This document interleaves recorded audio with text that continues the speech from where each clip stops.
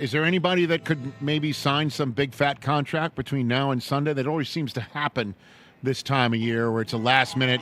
Obviously, we were expecting Dak to get his new deal last year, but is there anybody out there that there's still something lingering that could be handled before a game gets played Sunday? Tom? The only really big one would be Lamar Jackson. And I can tell you there have been negotiations.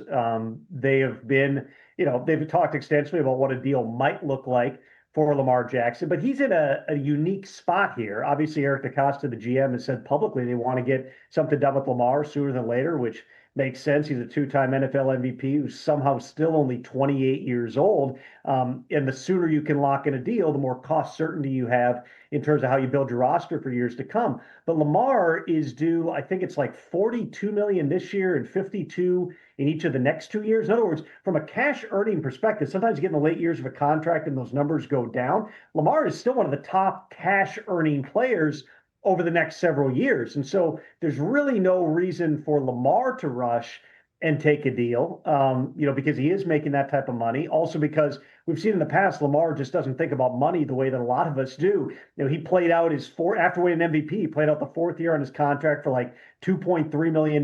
Then he played on the fifth year option, and he allowed himself to get franchise tagged. I mean, he went a long way further than he would have if he had an agent. No agent would have told him to go out there and play for a couple $1 million after winning an NFL MVP. But in this case, he is financially secure. Once the season starts, he said himself yesterday, his focus is going to be on football. And it seems like that's where it is. But you have a team that would like to do a deal sooner than later. And you have a player that the deal's out there for him. The only question is, based upon how much money he's still earning right now, Rich, do you take a deal that locks you in for years to come at a time the salary cap continues to rise?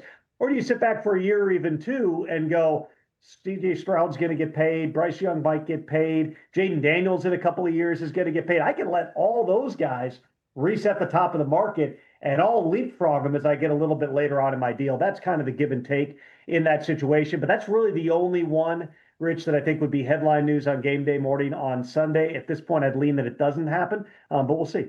Hey, you made it all the way to the end. Thanks for that. Check us out every single day streaming live on Disney Plus and the ESPN app 12 to 3 Eastern.